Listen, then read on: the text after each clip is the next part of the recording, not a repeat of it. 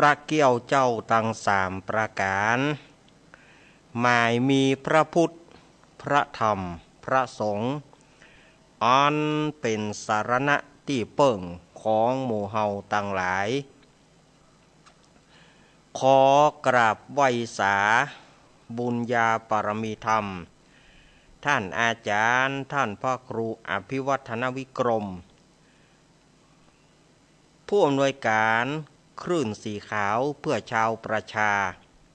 เจ้าอาวาสวัดปากตังเจริญผู้ดำเนินรายการเสียงธรรมแสงอรุณและรายการอู้จาภาษาธรรมพร้อมไปด้วยท่านครูบาอาจารย์พระสงฆ์องค์สังฆเจ้าภิกษุสามเณรที่ท่านได้เปิดวิทยุรับฟังทุกรูปทุกองค์ด้วยความเคารพอย่างสูงสุดยิ่งครับผมสวัสดีเจเจแล้วก็ขอแสดงความนับถือลุงแหนนแล้วก็ป้าน้อยหนุ่มผาจ่อเดอเนอร์ขอเจริญปอนยังคณะสัทธาญาติโยมศรัทธาสาธุชนคนดีเฮาทุกท่านวันนี้รายการทำสารธรรมยามบ่ายยามแรงช่วงของธรรมะเพื่อชุมชนปิกมาปะคณะสัทธาญาติโยมเหมือนเช่นเคยเป็นประจำกู้วันอังคารตั้งแต่เวลา3 โมงแรงโดยประมาณจนไปถึง5 โมงแรงรายการนี้โดยมีตนตัวเก้ากับผมอาตมาภาพสามเณรรักปัญโยนันท์วัดสันเหมืองตำบลหนองล่องอำเภอเวียงหนองล่องจังหวัดลำพูนเป็นผู้ดำเนินรายการวันนี้เป็นรายการสดเนอะ วันนี้เป็นรายการสดบ่ได้เป็นออนไลน์ถ้าบางเตื้อมันบ่เต้าบ่ตันก็จะจัดออนไลน์แต่ว่าวันนี้ก็มาจัดที่สถานีเปิ่นห้องว่าออนไซต์นี่เนาะมาภาษาอังกฤษนะภาษาอังกฤษเปิ่นว่าออนไซต์ก็คือมาจัดสดมานั่งในห้องส่งถ้าออนไลน์นี่ก็คือส่งเสียงมาอันนี้อาตมาภาพก็มาจัดที่ห้องส่งเนาะรายการนี้เป็นประจำกู้วันอังคารเฮาก็จะมาปะกันอย่างเอี้ยเนอบ่าย3 ถึง 5 โมงแรงทางสถานีวิทยุแห่งนี้อันมีสถานีวิทยุคลื่นพระพุทธศาสนาการศึกษาและวัฒนธรรมวัดฝ่ายหินตำบลสุเทพอำเภอเมืองจังหวัดเชียงใหม่104.50 เมกะเฮิรตซ์โดยเมตตาธรรมของท่านอาจารย์ท่านพระครูสมุวิสุวัตวรกิจโจบอกฮู้ว่า บัดเดี๋ยวนี้องค์เขาลงในเมืองเปิ้นจะใจได้แล้วกะว่าอย่างใดก็บอกฮู้เนอะอาตมาภาพก็บัดได้ติดต่อเปิ้นเนาะเพราะว่าวันเนื่องด้วยวันอาทิตย์ที่ผ่านมาเกิดพายุมีตึงฝนตึงลมตึงบาเห็บทำให้เสาไฟฟ้าแล้วก็หม้อแปลงระเบิดตัวที่วัดฝ่ายหินตำบลสุเทพอำเภอเมืองจังหวัดเชียงใหม่วันนั้นไฟดับหมดอาตมาภาพก็เกียมจัดรายการธรรมะคลายเครียดปรากฏว่าท่านอาจารย์สมัครยานาสีโลผู้ช่วยเจ้าอาวาสวัดฝ่ายหินก็โทรเข้ามาบอกว่าวันนี้งด1 วันเนอะอาจารย์เพราะว่าพายุลูกเห็บไม่มีเหลือพายุลูกเห็บเล่นงานสถานีดับหมดเลยก็วันอาทิตย์ก็เลยบ่ได้จัดสักกรรม ขอสุมาศรัทธาญาติโยมที่ฟังรายการธรรมะคลายเครียดประจำวันอาทิตย์ที่ผ่านมาบัดได้จัดสักกรรมเนาะเพราะโดนพายุลมฝนวันเสาร์นั้นอาตมาภาพก็ล้อม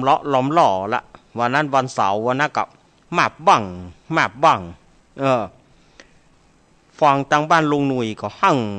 งเป็นฟ้าเป็นฝนวันนั้นเป็นฟ้าเป็นฝนบ้านปี้พี่สมัยบ้านท่านหัวหน้ารายการก็เป็นฟ้าเป็นฝนเหมือนกันวันนั้นเป็นฟ้าเป็นฝนใครตึงแตกตึงแต่อาตมาก็เลยฟังโทรคืนท่านอาจารย์สมัครก่อนในวันเสาร์ที่ผ่านมาบอกว่าผมจะเข้า4 ทุ่มไปว่าเนอะอาจารย์สมัครเพราะว่าผมหันบ่ไหวละกำเดียวเล่นทางบ้านอาตมาแล้วบังเอาก็วันนั้นก็เกือบบ่ได้จัดแต่วันอาทิตย์นั้นบ่ได้จัดเลยเพราะว่าโดนวัดฝ่ายหินโดนพายุลมฝนเนาะขอสุมาอภัยกับศรัทธาญาติโยมตอนนี้เปิ้นก็ถ้าจะดีแล้วนะถ้าจะได้ตั้งสายเชียงใหม่สายในเวียงก็ถ้าว่าช่วงอาตมาเปิดสายก็โทรเข้ามาเนอะโทรเข้ามาว่าเป็นจะได้ใจได้แล้วกาวัดฝ่ายหินเนาะ อาตมาจะได้หูเนาะสถานีวิทยุวัดพระบาทอุดมน้ำบ่อสาวาอำเภอฝางจังหวัดเชียงใหม่ 100.25 เมกะเฮิรตซ์โดยเมตตาธรรมของพระเดชพระคุณหลวงป่อสุจิตตานุรักษ์ด็อกเตอร์แล้วก็ท่านอาจารย์จำเริญโชติธรรมโมวัดพระธาตุม่อนปินแล้วก็ตุปีโจสถานีวิทยุห้วยตองซักเรดิโอ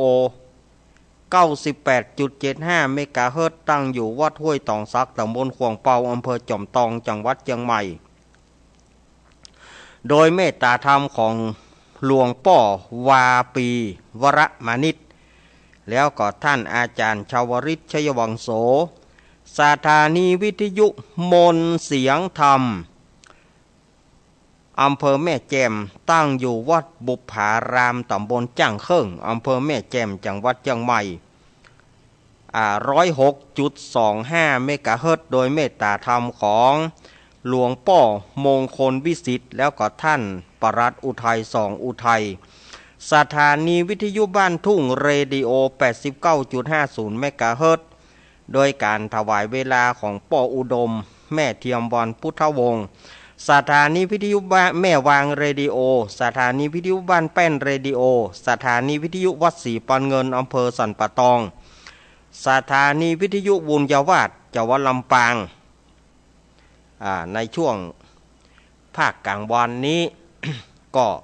สถานีก็ประมาณเนี้ยเนาะแล้วก็หลายๆสถานีพ่องเปิ้นก็ฟังทาง Facebook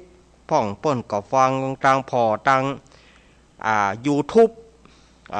YouTube นี่พอย้อนหลังได้แต่ว่าเจ้าวาดก็เอามาเปิดให้อาตมาฟัง YouTube ย้อนหลังอาตมาได้ฟังก็อดไข้หัวตัวเก่าเฮาทำได้ปันทีเดียวกะอีนะเนาะ จะท่านเจ้าวาดเปิ้นเอา YouTube มาเปิดว่าเสียงไผนี่อาตมาก็นึกว่าคนอื่นฟังไปฟังมาเป็นว่ารายการตัวเก่า มาปะกันวันนี้เป็นวันอังคารที่16 พฤษภาคมพุทธศักราช 2566ดับเบิล6ทำแล้วเนอะวันนี้นะ 16 2566แล้วก็เดือน6ของทางใต้ดูปอดเท่า66แตะ6ว่าเนอะวันนี้นะบ่จ้าอาตมาใบ้เลขใบ้หวยเนอะศรัทธาญาติโยมห้ามเข้าใจผิดนะอาตมาว่ามันเป็นเลข6มาบวกกันมันเป็นดับเบิล6อีบ่ได้ได้จะไปหาว่าอาตมาใบ้เลขใบ้หวยบ่ใจนะบ่ใจไม่ใช่ เนาะวันนี้เป็นวันที่16ฮะเดือน8เหนือเดือน6ใต้ วันนี้เนาะเดือน8เหนือเดือน6ใต้แฮมมันนี่12ค่ำพร่ำว่าเป็นวันอังคารวันนี้รายการธรรมะเพื่อชุมชนก็มาปะกันในช่วงบ่าย3 ถึง 5 โมงแล้วอาตมาจะพักอยู่3 ชั่วโมงพัก3 ชั่วโมงแล้วก็มาปะกันทำกรรมก็2 ทุ่มถึง4 ทุ่มในรายการพิเศษเนอะวันนี้อาตมาจะมีรายการพิเศษทำละวันนี้ก็จะเป็นองค์แตนครูบาอาจารย์ที่เปิ่นจัดที่จังหวัดพะเยาวันนี้อาตมาภาพก็ได้รับฉันทานุมัติฉันทานุญาตท่านบิ๊กบอสของเฮาท่านอาจารย์ท่านพระครูอภิวัฒนวิกรมเปิ้นก็บอกว่าวันนี้เฮือจัดลวดไปถึง4 ทุ่มเลยเนอะอาตมาภาพก็จัด3 โมงถึง 5 โมงแล้วก็พักเพื่อเป็นรายการของท่านผู้กองชัยพรพิมพ์สมุทร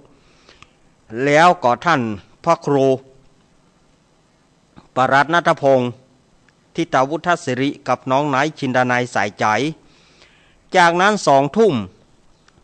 ก็มาปะกับอาตมาภาพในรายการธรรมะภาคพิเศษในคืนนี้นะคืนนี้ศรัทธาญาติโยมที่เกียมจะเอาที่อยากได้น้ำมนต์เกียมไว้เลยเนอะคืนนี้ของดีไม่มีขายอยากได้หาเอง ของดีไม่มีขายอยากได้มาเอาเองวันนี้อาตมาภาพจะเจริญพุทธมนต์แล้วก็เทศน์ธรรมเล่านิทานตามที่ศรัทธาญาติโยมขอไว้อันนี้ก็บื้นเนอเมื่อคืนบื้นนะ2 ทุ่มถึง4 ทุ่มก็ปะรายการธรรมะภาคพิเศษเนาะ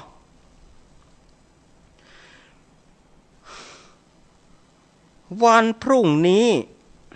เป็นวันสำคัญแถมวันหนึ่งศรัทธาญาติโยมวันพรุ่งนี้นะเป็นวันหยุดราชการหน่วยงานรัฐวิสาหกิจวันพรุ่งหยุดทำละหยุดอย่างท่านอาจารย์วันพรุ่งนี้เป็นวันพืชชมงคล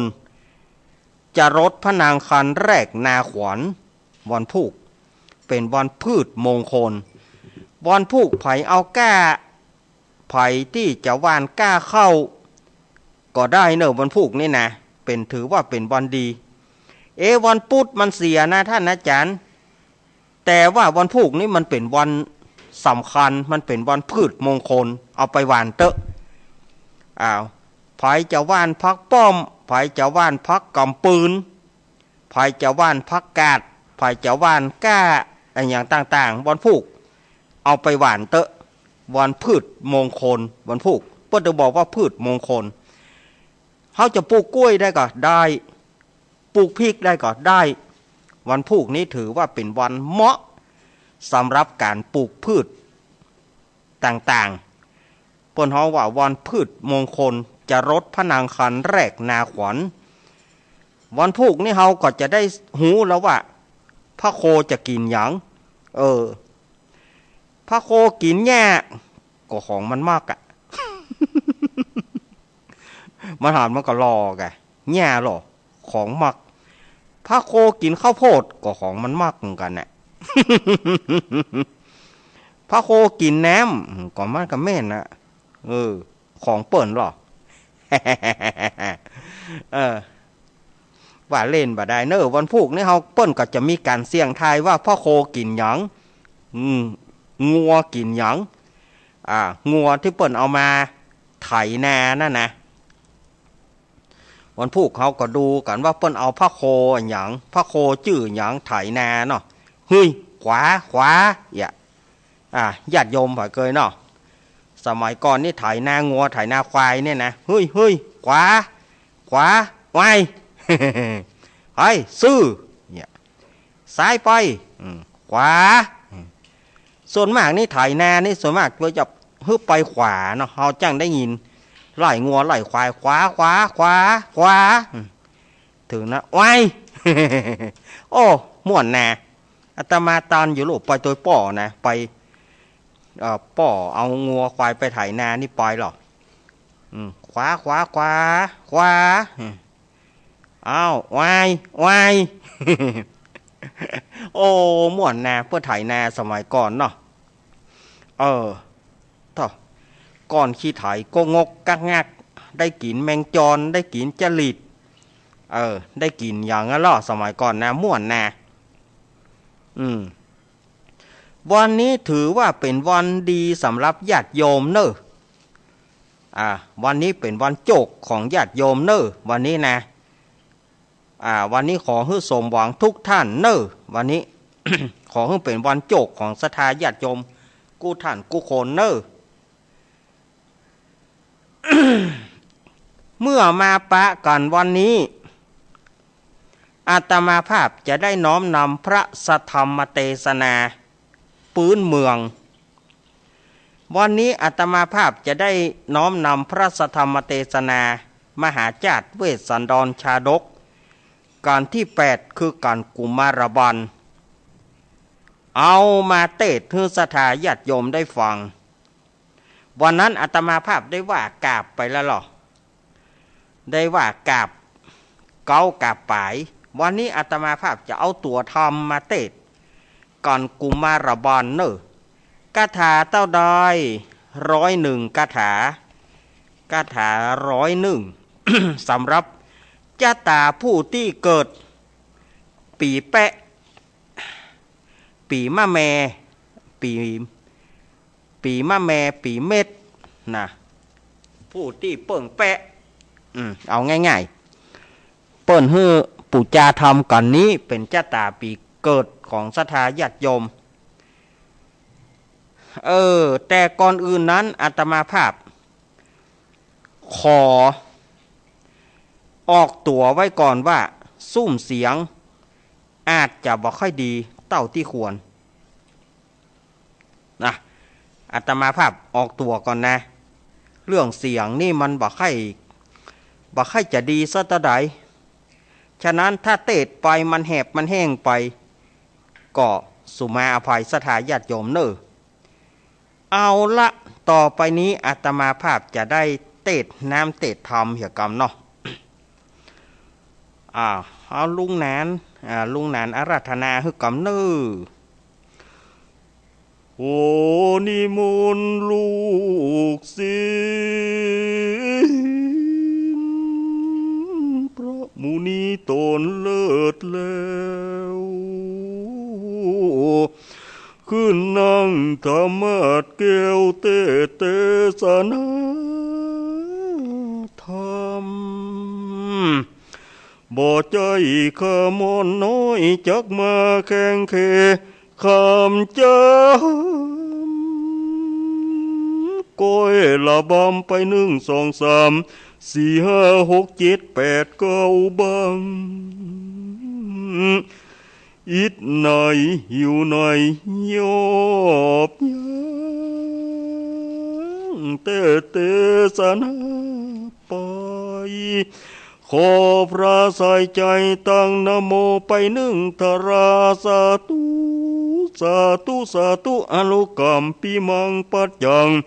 อาราธนังกะโลมาขอบคุณลุงนานเนอะ ขอบคุณลุงนานนักเนอะเปิดมาเป็นป้ออาจารย์อาราธนาธรรม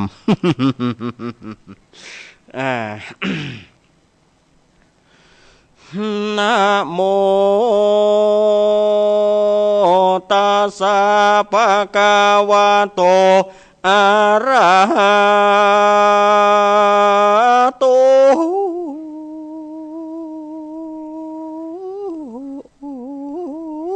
สัมมาสัมพุทธัสสะ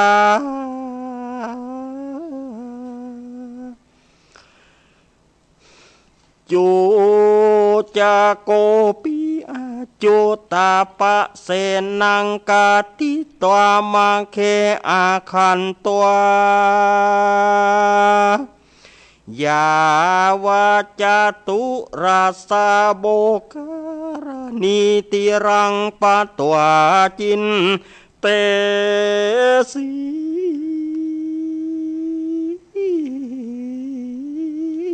สาทโวฟังราโสตุจนาสะปุริสะตั้งหลายตั้งยิ่งใจมวลหมู่อันมานั่งอยู่หลายลำฮับสินงาม85เปื้ออยู่ท่าฟังธรรมสโมอ่านว่าอาสารมบุตรแห่งมหาสัจเจ้าอันไกลมาทราเต้าได้ดังอ่านตาในการยามนั้นจูจากะพรามมันก็เตียวไปด้วยหนทางอันไกลอันเจ้าอันจุตารสีใสหากบอกเสียง ทุกข้อเคียงหนต่างเต้านานแล้วมันก็มาถึงฝั่งเกี่ยวโบการณีอันมีสีแจงจานตุรัสเสมอกันแล้วมันก็มาร่ำเปิงในใจว่าอาจจะในวันนี้ก็เป็นการะวันอันค่ำตะวันตกตามลับดอยไปแล้วส่วนว่านางนอเกียวราชมาทีอันเป็นแม่สองสาลีพี่น้องจักเข้ามาสู่ศาลาจันและมันตุกะโมนามะอ่านว่ามาตุกามชื่อว่าแม่หญิงต่างหลายย่อมมีกรรมตรานีบ่หูตีสาละตานย่อมบันดาลเนื้อหายจากลาบแก่ญาจกวันนี้พวกตั้งหลายด่านเสวานายวันผูกเจ้ากันว่านางนอนเอาราชมาที่อันเป็นแม่สองสาลี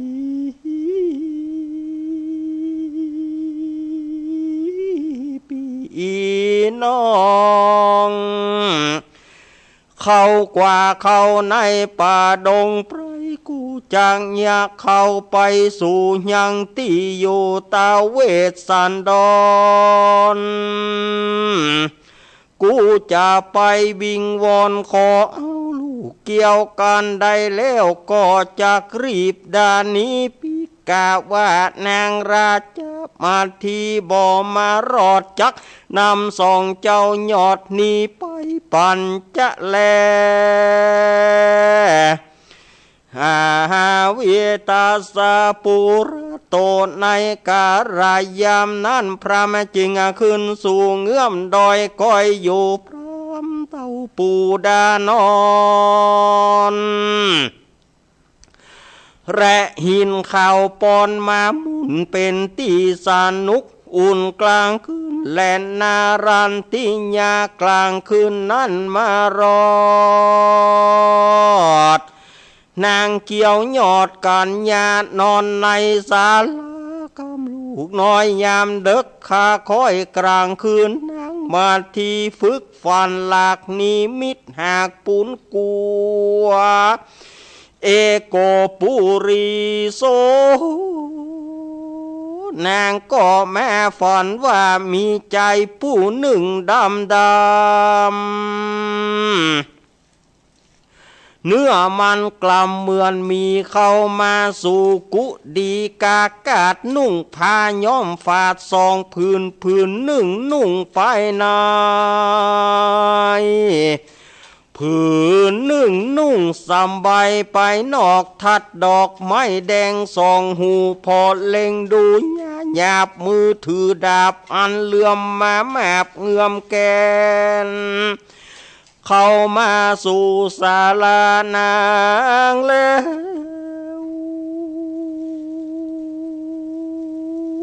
ก็มาคำรามใส่นางแก้วราชา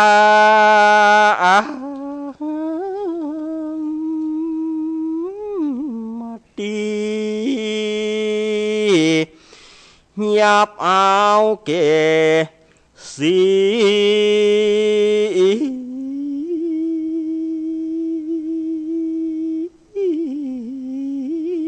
แม่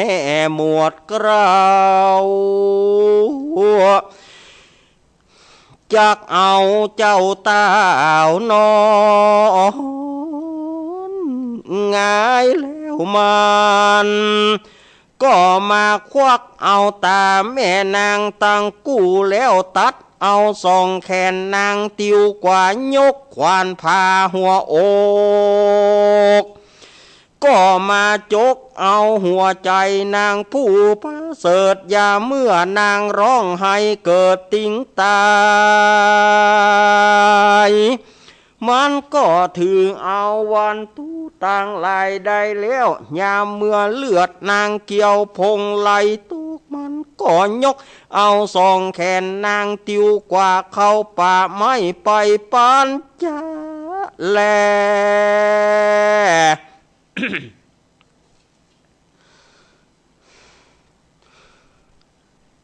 เมื่อนั้นนางราชามานทียังรับบ่อตันจื่นนางก็มาตื่นกาจังฟันนางบ่เคยฝึกฟันรากนางตกใจมากนักหนานางปัญญาก็มาร่ำเปิงในใจว่าโอ้โหโอ้โห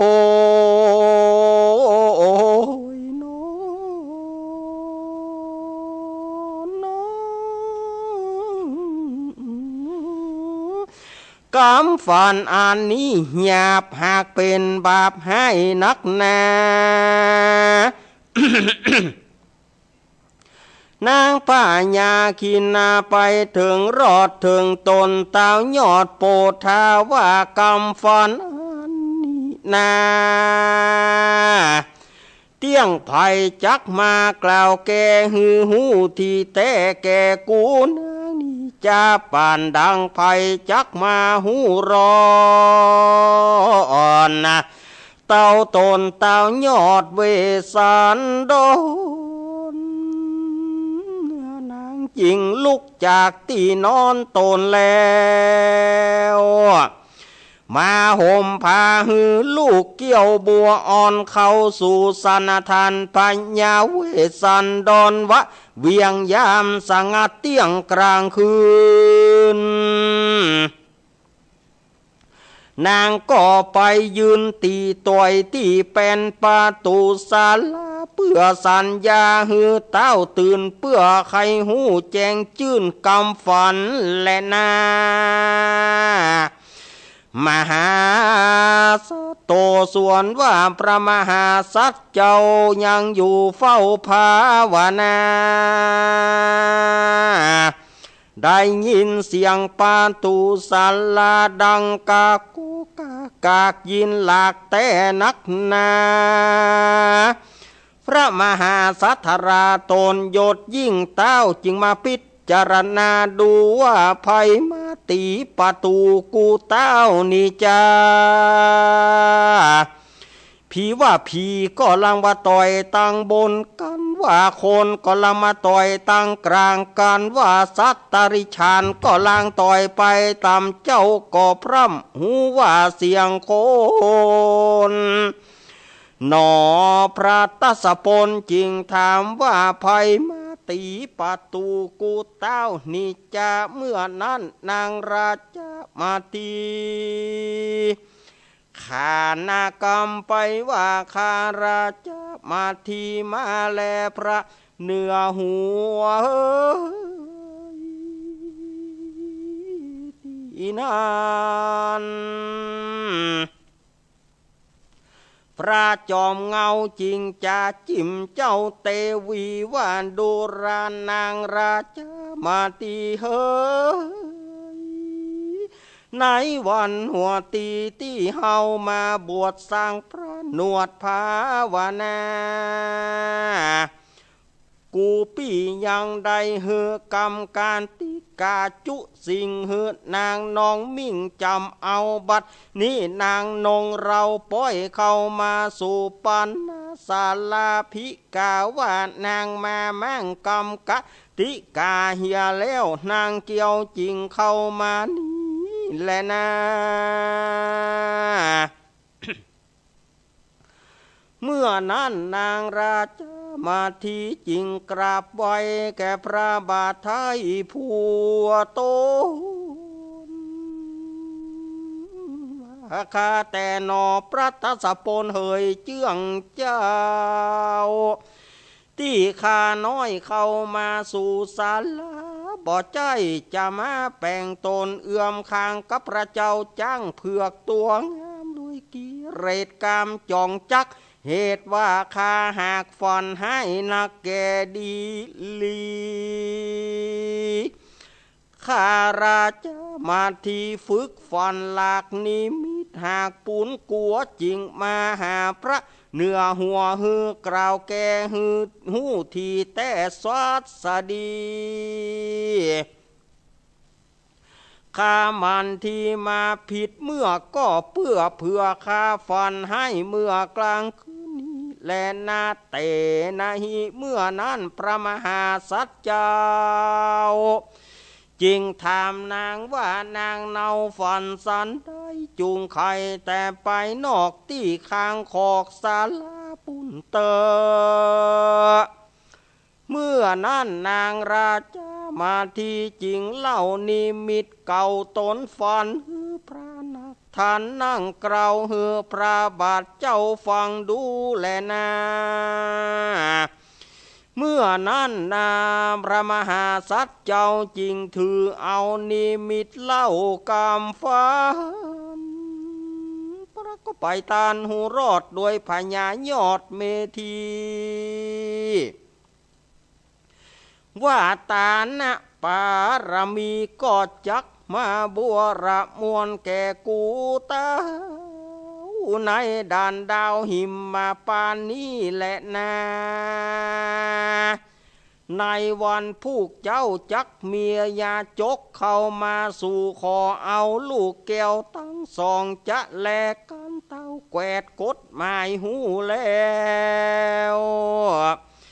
พระตนเกี่ยวจริงร่ำเปิงในใจว่ากูจักเล่าลมนางนอกเกี่ยวราชามาที่ฮือคืนเมื่อดีก่อนเลี้ยวฮือเมื่อสู่ลูกแก้วตั้งสองแดเตอการว่าพระมหาสัจเจ้าร่ำเปิงในใจฉันนี้แล้วพระตนแก้วจริงกล่าวว่าดูการานางเฮยในการะเมื่อก่อนนางเคยนอนในที่นอนอันสะอาดงามวิราชนอเรื่องรายเจือไปด้วยศาสตร์อ่อนกับตั้งพาพรโกเจ้าสลีนงเรานัดน้องทะรงเครื่องย่องเจียงคานกินอาหารหลายหลากกินปลาหากนำมาใส่ในภาชนะคำแดงแปงก้าบัดนี้นางป้อยมาทะรงนางเสือลายอันสนทีนอนเหนือที่ดินได้ ตุกตั้งหลายเดือดไม่กินลูกไม้ใส่เนื้อต้ม นอนอยู่เหนือดินได้บ่มีศาสตร์ใบไม้ราดห้องนอนมือตาห่างมอนสอดเกราตุกจิมเจ้าจอมพางพาการ100ว่าทาดนางคำเขือกอารมณ์เหยือกปูนกัวแม่อย่ามัวโศกเศร้าจุงไปนอนกับลูกเต่าตังสองแดเตอการว่าพระมหาสัตว์เจ้าเร้ารมนางชันนี้แล้วก็ส่งนางเกี่ยวขึ้นสู่ในห้องกูปันนะศาลาดังเก่าก็มีหันแลนาสาวิการนางระกันว่ารัติญากลางคืนนั้นแรรุ่งสายฟ้าปุ่งขึ้นมานางปัญญาก็มาการตามวัดปฏิบัติกวาดเพลศาลาตกแต่งดายังน้ำกินน้ำใจตั้งไม้สีฟันและน้ำสวยนา แล้วก็เข้าไปเอาลูกเกี่ยวอันนางรักดังเกี่ยวดวงตานางจิงอาเจียนจ้ากับลูกเต้าจูบกระหม่อมเจ้าทั้งสองว่าดูราสรีบัวตองเฮ้ยลูกฮักแก่แม่กลางคืนนี้แม่ฝันให้นักแก่ดีลีขอส่องสลีลูกเต้าจุงอยู่กับพระบาทเจ้าอย่าใจไกลลูกสายใจอย่าได้ประมาทจงเล่นอยู่ไกลพระบาทไทยราศีแดเตอว่าอ่านแล้วนางก็เอาลูกเกี่ยวแห่งตนไปฝากนอพระทศพลเจื้องเจ้ายังอยู่เฝ้าภาวนา นางจิงอาเจียนนาจาซึ่งพระบาทว่าเจ้าอย่าได้ประมาทในลูกหักแห่งสองแดเตอการว่านางพญาสั่งแล้วก็ถือเอาเสียมกันเราบองจอดกาเจ้าสอดกันรีก็เนี่ยหนีไปหาลูกไม้เนี่ยร้องไห้ก็เนี่ยหนีไปน้ำตาไหลอาบเบาเข้าสู่ป่าไม้ไปปันจะแลตาจูจะโกปีสวนว่าจูจะกะพรามปู่เท่าอันลุกขึ้นเจ้ากินง่ายมันก็สบายโทโคมเต้าพรามปู่เท่าก้อยลงมาจากหินพาปากทำกินน้ำอิ่มเปียงใจมันก็มันก็มาขานิ่งใจหูรอดถึงนางเต้ายอดเตวีว่าเตี้ยงจักหนีเข้าป่าไปแล้วก็มาละหือลูกเกี่ยวอยู่ศาลามันก็เตียวไปโดยมักกาอันใหญ่พรามก้อยไตไปตามเข้าสู่อารามป่ามาที่พระเงาไทยกระทำธรรมก็มีหันแลนาตามทางปะกาเซนโตสัทธาส่วนว่าพระมหาสัตว์เจ้าได้ยินกรรมพรามมากล่าวขอตานมีใจบานด้วยโจมชื่นมีปีติตื่นด้วยยินดีเป็นดังต้านเศรษฐีผู้มีศรัทธาดีจะใจประดิษฐานไว้ยังกำปันตกเนื้อมือคนอันยากไร้กันมันใดแล้วลวดยินดียังวังกันตามป่าปัตตากีรีป่าไม้จักเฮือไววันสนันก้องไปมาแลนา ภิกขเวดุการาภิกขุตังหลายในเมื่อพญาเวสสันตรราชอันเป็นเชื้อชาติราชามีศรัทธาเลิศแล้วจึงได้ฮือลูกเกี่ยวเป็นตานพระผู้บ้านโศกเศร้าร้องไห้เข้าสู่ศาลากวนกาสดการุณามากนักพระมหาสัจเจ้าร้องร่ำให้เรรนว่าโอ้ยโอ้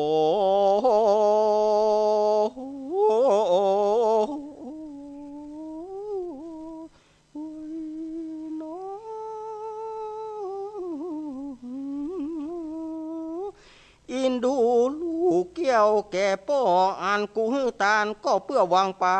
รมีธรรม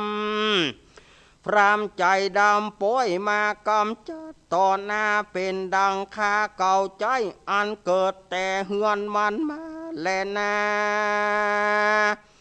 บัดนี้ตาวันดาจะลงล่ำหอยจักกราดกล้อยนอเลิงแรงส่องเปิงแป้งอยากเข้าจะมีภายในนั้น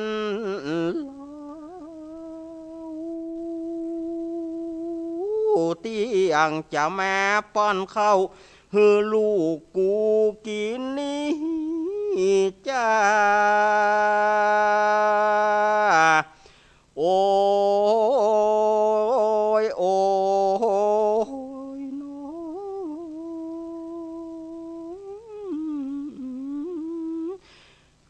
ปางนี้นาก็เป็นการะวันอันค่ำตะวันตกตามลับดอยไปแล้วสองลูกเกี่ยวต่างกู้จักร้องให้เข้าสู่คนได้ว่าสองสายใจพ่อแม่ออกเจ้าบัดนี้เผื่อข้าอยากเขานักแก่ดีหลีปางนั้นนาจักมีปุกระผู้ใดมีใจไผ่มาอินดูลูกเตาเตี้ยงจักมาป้อนเขาใส่มือขวาจะมีไผ่นาเตี้ยงจะมาบิดป่าใส่มือซ้ายมาห้องลูกเอ่ยอายปอว่ามาปั่นจะแลเมื่อนั้นส่วนว่านางนาดน้องกันหาจริงจากกับพี่เจ้าจาลีว่าดุการาพี่จาลีเฮ้ยพี่อายบัดนี้ขอไร้มารอดตนพระมารดาก็มาข้ามเกี่ยวข้ามโป้นเวลาแม่ร้อยคงควายหาจะใจยังลูกไม่ลวดลืมมาพรำปาลาก็มาเร่งตีไปจะใจเข้าป่าไม้ดงนา แม่พญาบ่หูใดเต้าคงควายหาลูกไม้เป็นดังจุวันขอให้แม่มาตานยามค่ำเกี่ยวค่ำด้วยเวลาของอันใดนะที่แม่หาได้คือลูกไม้และหัวมันจูงเอามาปั่นพรามปู่เท่าอันมันอยากเข้าเล่าล้มใจกันว่ามันกินอิ่มแล้วก็บาลางจักตีลูกเกี่ยวแม่ไปปานจะแลสูนาจวัตโนปาทะอ่านว่าตีนเพื่อปองตังกู้เจเอือดอยู่ไปนายพรามจังไรจุงกว่าเขาป่าไม้ไปปานจะแลสุนาจวัตโนปาทะปาระหังตารติพาโนอิติกตาทาวิราปิสุกุมาลามันตุกิติโนดังนี้ภิกขเวดุการาภิกขุตังลายนิ ยายนี้จักเล่าถึงสองกุมารนอนเนาอันพรำเท่าผูกปาไปตีลังสายจำกว่าตีต่อหน้าป่อราชา กวนการุณาใจหน่อยส่องจนจ้อยกระสดดินฟ้าบุดมาเมฆบ่อหูกี่ร้อยอเนกอัศจรรย์กับด้วยส่องจอมความพี่น้องอันพรำเท่าผูกด้วยบ่วงกองเร็วรัดเครือเขามัดส่องศอกเท่าหัวงอกป่าไปยับมือใส่หลังเล่นสองเจ้าซ้ำบอกแกวนต่างเตียวสองสาลีเลียวหลังว่าเนียก็มาเนียร้องไห้ว่าแม่ออกไทยตนมาก่อนหาให้อาแอให้หักแม่มองเถิงเต็มว่าจักร่ำเปิงก็แล้วมือแก้วรูปน้ำตาที่เหยียบราตังกู้ที่จุก็มาจุเป็นน้ำที่จำก็มาจำเป็นน้องที่ปองก็มาปองเป็นเลือดบ่หูแห้งเหือดสักยามพรำก็มาเร่งมือตีไปจะใจแต้มว่าราร้องไห้มันก็บ่สวะบ่วางเต็มว่าราคางมันก็บ่ยาเครือเขาพาฟาดตีไปเนี่ยป้าไก่แม่ออกเจ้าแม่ราจักมาโศกเศร้าโศกาตามองเรือรากพอสองราพี่น้องพันพลากไหลตาปาการหนึ่งแม่ราจักมาหันสาลามองเปล่าอันหนึ่งแม่ราจักมาเล็งแล้วเล่านอนแรงได้อันหนึ่งแม่ลาจักมาไปน้ำตาเสียบ่ขาดพ่อบ่ได้หันนานางน้องนาดแม่ก็หันหาปางนี้นาราตั้งสองปันพลากไก่ตาก็บ่ตันหือแม่ได้สั่งได้สอนบัดนี้แม่ออกเจ้าจันนั่งกะว่าแม่ออกเจ้าจันนอนสองผู้ทอนให้อาอ่อนแอให้หาแม่ไปมารองให้หา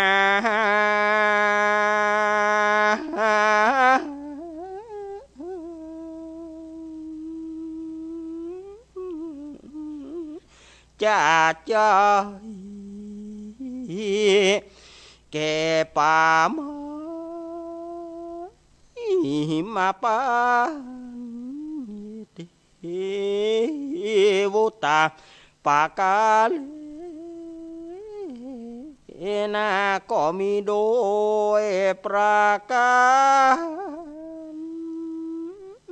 ดังกล่าวมานี้แล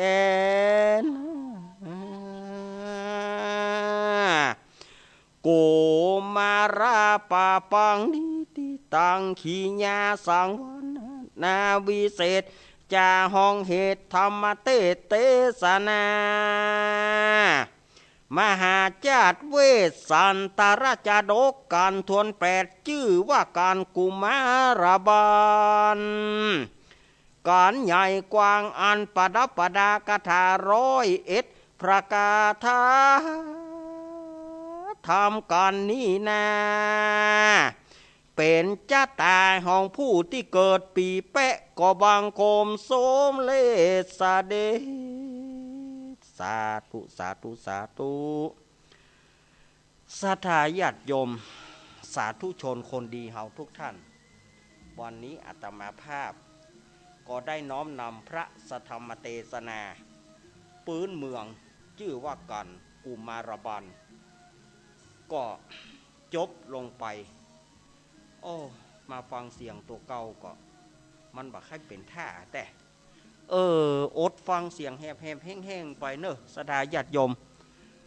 มันถึงห้ามมันบ่ได้ เพราะว่าอากาศมันเปลี่ยนมันจะร้อนก็ร้อนบาเดียวมันจะเย็นก็เย็นบาเดียวมันก็เลยทำให้สุ่มเสียงเฮาเนี่ย มันก็เลยเพี้ยนไป ฟังตัวเก่านั่นนะจะขึ้นเสียงสูงไปแถมมันก็ขึ้นบ่ได้แล้วมันขึ้นได้แต่ยะ เนาะอ้าวถือว่าทุกท่านเป็นเจ้าภาพกันหมดเน้ออาตมาภาพจะปอนรวมเนี่ยเน้อฮับปอนก่อนเน้อ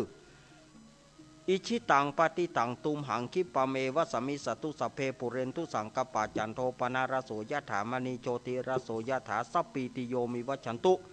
สัพพะโรโกวินาสตุมาเตภวัตตวันตารายโยสุขีติกายุโกภวะอภิวาตานาสีริสานิจังวุธาปจายโนจัตตารโรธรรมาวัฏันติอายุวโนสุขังพลังสัพพะสัพพะทานังสัพพะทานังธรรมะทานังกินาติยาวานิปานังปรมังสุขังจ้าหยางเจมาจิขี้ข้างสถายาจม50 ปลายแล้วนะก็หูแล้วนะเฮาปลูกไว้แล้วมันบัดเตือนเตือ เฮาตึงกะไว้ถูกแล้วเฮากะว่าก็เดียวทำจบละเจมาจิเจมาจิเหี่ยวนี่เลยเดียมเลยปอนบัดถูก ยุ่งบัญชีแต่ยุ่งบัญชีสดาญาติโยมก็ช่วงแรกก็พอจะหมดแล้วเนอะวันเดียวสดาญาติโยมเตะทำจบไปละก็เดียวก้อยว่ากันมาแถมเนอะก็เดียวก็ก้อยว่ากันมาแถมว่าเป็นจะได้อีนะมีเรื่องไอ้หยังจะมาเล่าอีนะเนาะก็เดียวก็มามาจากกันในช่วงที่2ของรายการอาตมาภาพหันทีว่ามันหมดเวลาช่วงแรกละโว้ยเห็นนะสถาญาติโยมนะว่าแวบในเมื่อหมดช่วงแรกสถาญาติโยมจะไปฟังมูลคลื่นวิทยุไปไหนเตอเนออาตมาพักกำเดียวฉันน้ำฉันท่าแป๊บเดียวเตียวไปเตียวมาหลบห้องส่งนี่เหรอกำเดียวก็ปากันช่วงที่2ก็เดียวก็ปากันเนอเจริญปอน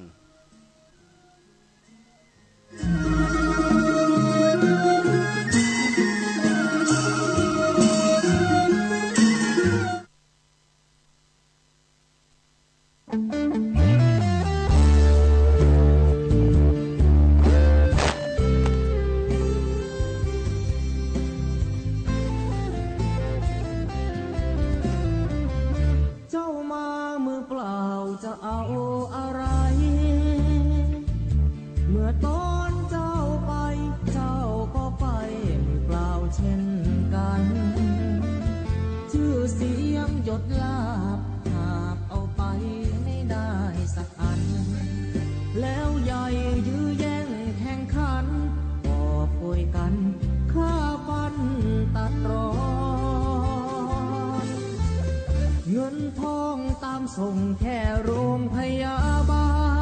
ล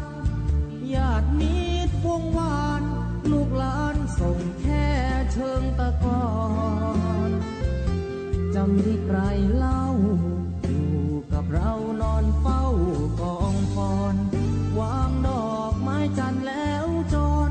กลับไปนอนบ้านใครบ้านมันใหญ่ขับฟ้า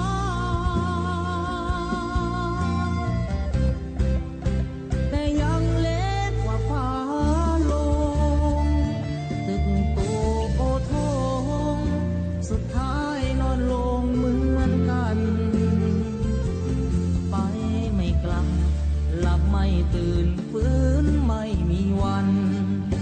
ชีวิตหลังความตายนั้นนรกสวรรค์ยังรอบาปบุญดีชั่วติดตัวเมื่อตายเงินทองมากมายคนเอาไปไม่ได้หรอกน้อร่างนอนแน่นิ่งไม่ไหวดัง งต้นตอตราสังมัดแขนผู้คอไฟไหม้หงิกงอเป็นเท่าวีพง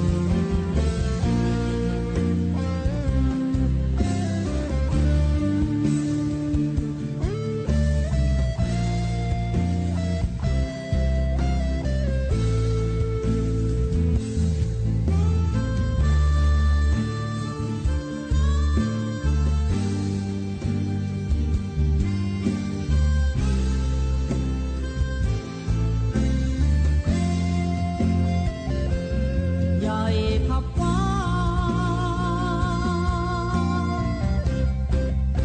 แต่ยังเล็กกว่าฟ้าลงตึกโตโอทงสุดท้ายนอนลงเหมือนกันไปไม่กลับหลับไม่ตื่นฟื้นไม่มีวันชีวิตหลังความตายนั้นนรกสวรรค์ยังรอบาปบุญดีชั่วติดตัวเมื่อตายเงินทองมากมายคนเอาไปไม่ได้หรอกนอร่างนอนแน่นิ่งไม่ไหวติ่งเหมือนดังต้นตอตราสังมัดแขนผู้คอไฟไหม้หงิกงอเป็นเท่าหุยผง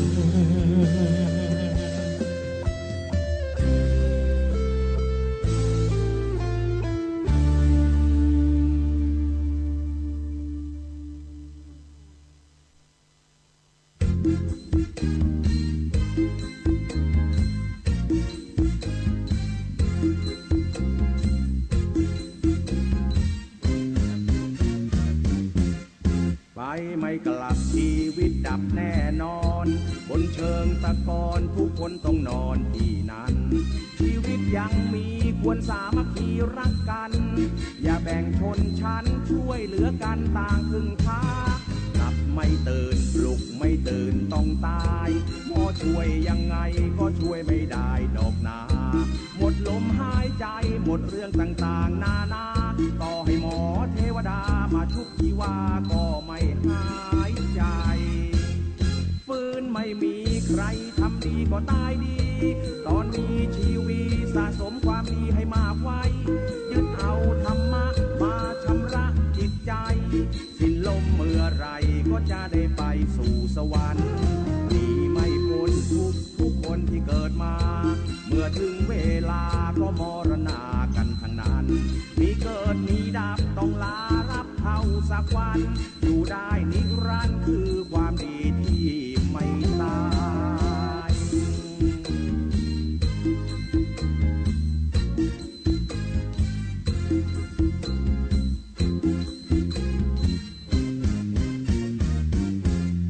ฟื้นไม่มีใครทำดีก็ตายดีตอนนี้ชีวิตสะสมความดีให้มากไว้ยึดเอาธรรมะมาชำระจิตใจสิ้นลมเมื่อไรก็จะได้ไปสู่สวรรค์ดีไม่พ้นทุกคนที่เกิดมาเมื่อถึงเวลาก็มรณากันทั้งนั้นมีเกิดมีดับต้องลาลับเท่าสักวันอยู่ได้นิรันดร์คือความดีที่ไม่ตาย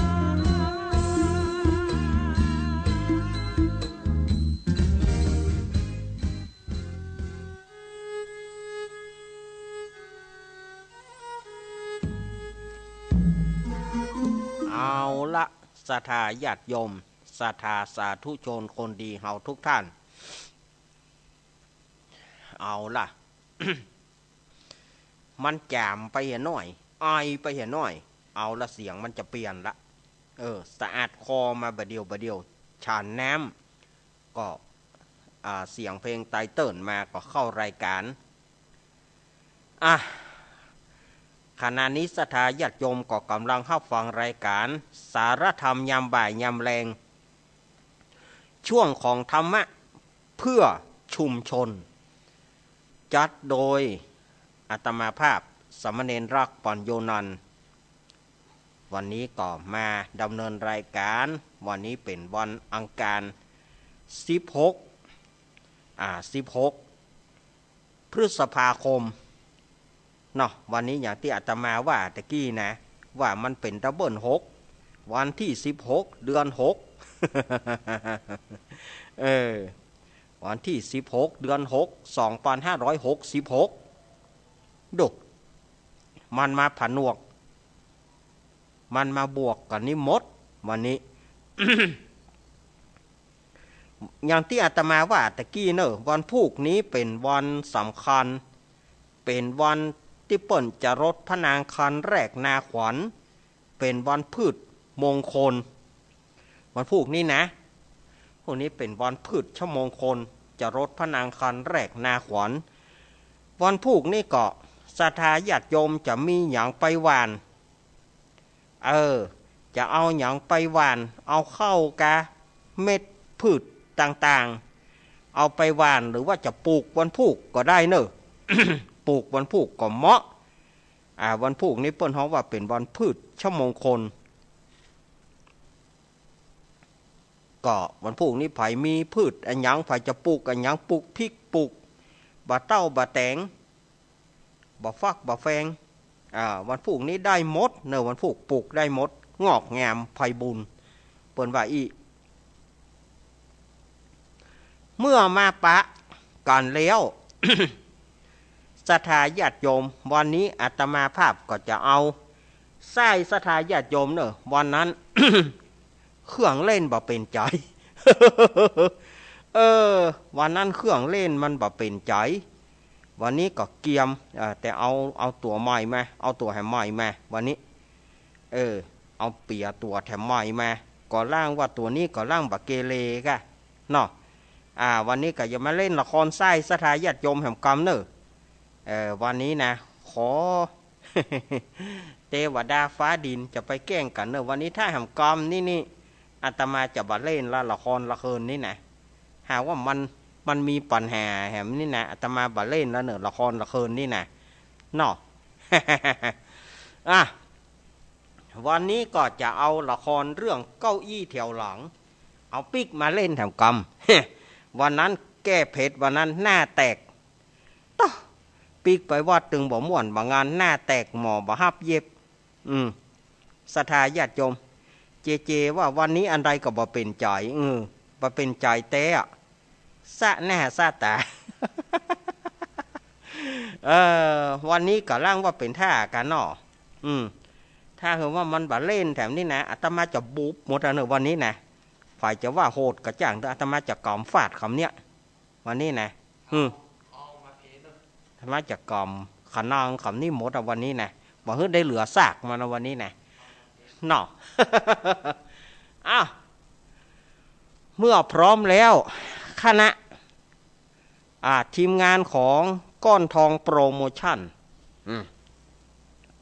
คณะก้อนทองโปรโมชั่นวันนี้หรือว่าคณะลุงอ้ายและสหายเดิมวันนี้กับมาแถมแล้วเนอะเล่นเรื่องเอาเรื่องเก่ามาเล่นใหม่เนอะไอ้ก้อนเนอะลืมหมดละกะเจินมายกเวทีนี่ฮือยกห้องส่งนี่ฮือเนอะมาเลย สวัสดีสวีดัสคุณผู้ฟังที่เคารพทุกท่านครับนายก้อนทองรูปรอมาแถมเลี้ยว วันนี้นะมาแถมเลี้ยวนู่จะมาเล่นละครเรื่องเก่าวันนั้นอุปกรณ์ซ่อว่าหากินมันบ่เป็นใจวันนั้นเนาะ มาแถมเลี้ยวนู่วันนี้ทีมงานก้อนทองโปรโมชั่นวันนี้ปิกมาปะกับพ่อแม่พี่น้องบ้านเฮาที่ฟังสถานีวิทยุทุกคลื่นนะครับวันนี้ก็เล่นเหมือนเดิมครับเรื่องเก้าอี้แถวหลังแถวหน้าย่อมไปนั่งอย่างแถวหลังเนาะ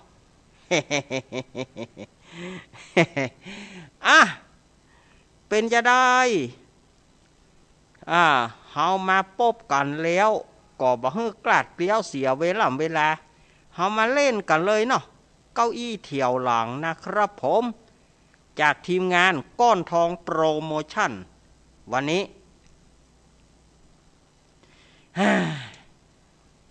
หากินรายได้ก่อฟืดเนาะโอ้ยโอ้ยโอ้ยเนาะคิงจะไปมาเซียวไอ้เนี่ยแฮะเมื่อไหร่อย่าอันบดประพันธ์แฮเนี่ยแฮนี่เนาะ นี่ไหนอย่าอันแฮจะเล่นอย่างใดเวลาฮะกึดบ่ออกแล้วแฮบ่หอกน้อย ตุกก็ตุกหากินรายได้ก็ฟืดปลูกบ่ม่วงก็ถูกปลูกลำไยก็ถูกอย่างใดก็ได้แต่ในโลกนี้บึดก็ฮ้อนเสียได้ฮ้อนก็ฮ้อนแตะฮ้อนว่าเสียได้ไปฝนก็ฝนแต่ฝนว่าไปบ่พอเอาลูกเอาหลานมาโตย มันตึงเปิ้นตึงว่าเนาะเหมือนกับพระพุทธองค์เปิ้นว่านั้นละอันใดก็เป็นทุกข์ไม่ได้กินก็เป็นทุกข์กินมากก็เป็นทุกข์เพราะว่าก็ตอง อันใดก็เป็นทุกข์แก่หมด ก่ายแต่ก่ายแต่ละไปซ่อพอหนังดีกว่าก็หาไปเอี่ยวหงหนังสักก่อนเราวันนี้นะถ้าจะม่วนอกม่วนใจคลายตุกคลายโศกคลายอันอย่างต่างๆพ่องดีกะคลายฮ้อนคลายเฮินไปหนังห้ององค์ห้องเอพ่องดีกะถ้าอย่างแควนหน่อยนี่ ถ้าจะบ่มีอันอย่างนะวันนี้นะขอไปพ่อหนังม่วนๆสักกรรมเหรอเชิญเลยครับเชิญเลยครับอย่าลืมอย่าพลาดอย่าละโอกาสอันดีงามวันนี้ภาพยนตร์ของเราฉายแน่นอนครับที่โรงภาพยนตร์แห่งนี้โดยการสนับสนุนของบริษัทน้ำกุ๊กตราหัวสิงเจ้าของยาเม็ดปวดตราหัวสิงเอาอันนี้มันอย่างใดเนี่ยประเดี๋ยวเนี่ยมันหนังขายยาก็ว่าหนังโฮงเนี่ยหนังโรงครับนั่นแล้วหนังโฮงอย่าว่าขายยามันเป็นสิ่งเรียกร้องความจูงใจครับเสียงจูงใจสำหรับคนดูครับนั่นแฮนี่เนาะเท่าไรครับเนี่ยเท่าไรครับเนี่ย20 บาทครับโหยังแพงคุณจะดูหรือไม่ดูโหคู่แฮบังคับแฮแหมต่างหากพอก็พอนั่งเก้าอี้แถวคุณจะนั่งเก้าอี้แถวไหนครับเนี่ยผมจะนั่งแถวหลังเว้ยแถวหน้าผมมานั่งหอยนั่งเก้าอี้แถวหลังเว้ยเนอะแถวหน้าผมมานั่งนะนั่งแถวหลังนี่ดีกว่าเดี๋ยวกันเนอะนั่งยกเก้าอี้มานี่นั่งเก้าอี้แถวหลังนี่แถวหน้าจังเขาฮ้อนก็ฮ้อนขี้แหก็เหม็นฮ้อนก็ฮ้อนขี้แหก็เหม็นนั่งแถวหลังดีกว่าจัดแจงหาที่นั่งกันได้นะครับเราจะทำการฉายภาพยนตร์แล้วครับผมจากบริษัทน้ำกุ๊กตราหัวสิงเราจะฉายในระบบเครื่องหลอดครับก็เดียวว่าเครื่องอัดอีกพอดีเครื่องอัดมันเสียครับเราเลยฉายแบบระบบเครื่องหลอดครับเครื่องหลอดมันก็แดงปึ้งลึงไงกะคุณอย่าเถียงสิครับเอาละเบยยุ่งละเบยใช้เราจะปิดไฟแล้วนะครับเอาละหนังจะฉายละหนังให้มันสบายใจพ่องเหรอให้มันสบายอกสบายใจพ่องเหรอหันหนังกำลังจะฉายบ่เฮ้ยหนังกำลังจะฉายถ้าจะม่วนแต่เอาฉายกระฉายหนังกำลังเปิดปิดไฟแล้วจะฉายหนังละพอหนังกำลังอีกาพอหนังม่วนสักกำเหรอแล้วนี่มีไผ่ ไม่ยิงกับป้อใจที่ไหนมาถึงมานั่งแถวหน้าเนี่ยมันนั่งจะมานั่งมารับแฮแถมยุ่งอะแต่คุณกรุณาหลีกไปหน่อยครับมันรับผมคุณมันรับผมครับยังไหนคุณมันรับผมตามมีมอนกะด่ามอยังไหน ยังบ่ยอมแหละนั่นนะคุณหูมีวะเนี่ยเอาอีกคำมอสุมาเตอะคุณผู้ฟังยังนะบ่ยอมแหละนะมันลาบผมคุณหูกอตามมีมอนกะ ไฟมีมอนหรือไฟเนาะ โอ้ยอย่างใดเนี่ยอันเขาสองตัวเนี่ยไม่ใช่เขาสองคนเนี่ยอย่ามายุ่งอย่าได้กว่าไปได้ก่อมไปกว่าคุณมันรับผมก็มันเป็นไผ่ก็นั่นอันนี้มันแฟนเห่า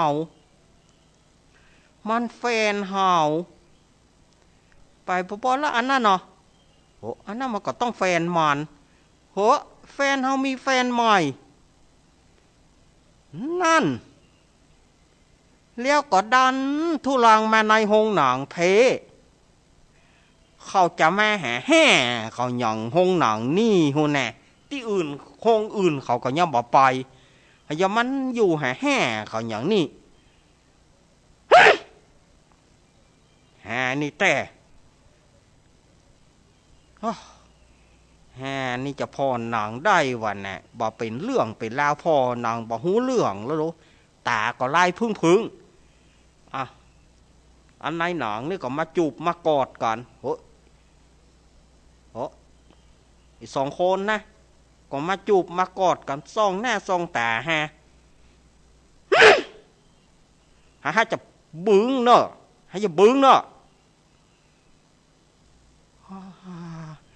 อันหนังนี่พอหนังก็หูเรื่องละแห่สองคนนะกันน้ำมันนั่งอยู่นี่แหมมัดอย่างได้บะเตื้อหาลมบะดีหาจะกอยละหาบะเล่นบะอยู่บะเยออย่างละหมอกได้ล่องเหลือก็หมอกซาวบาทบะได้หรอ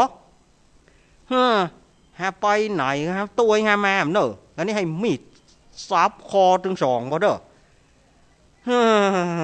เปลว่ามันบะใจมีเพียงเฮาเปลว่ามันเป็นคนสองใจลมบะดีไปละ Music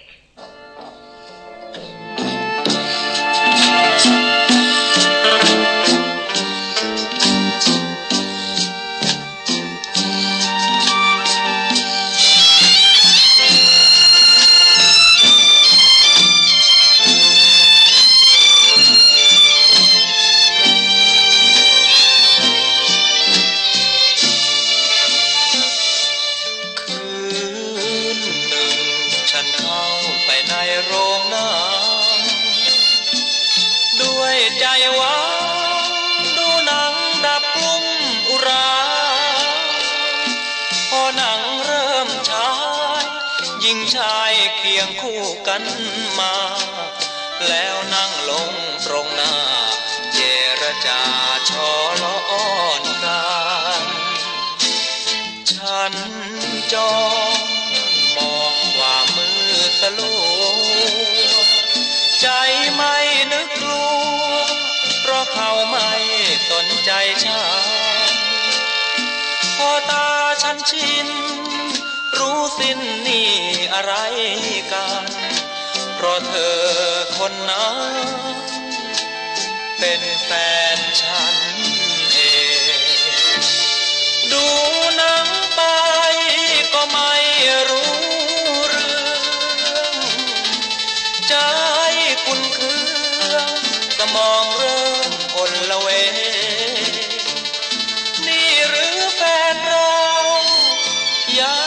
เป็นเสียเองหัวใจลอยเคว้งเกือบสิ้นเกรงพวกคนดูหน้ากด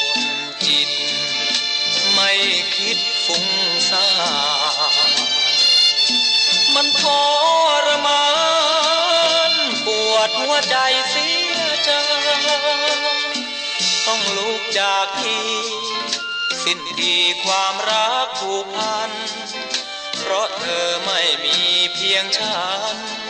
เธอนั้นเป็นคนสองใจ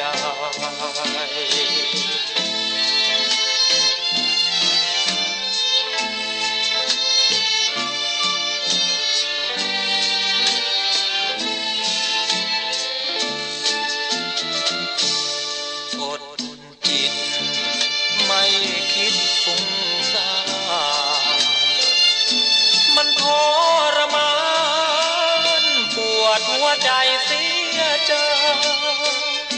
ต้องลุกจากที่สิ้นทีความรักผูกพัน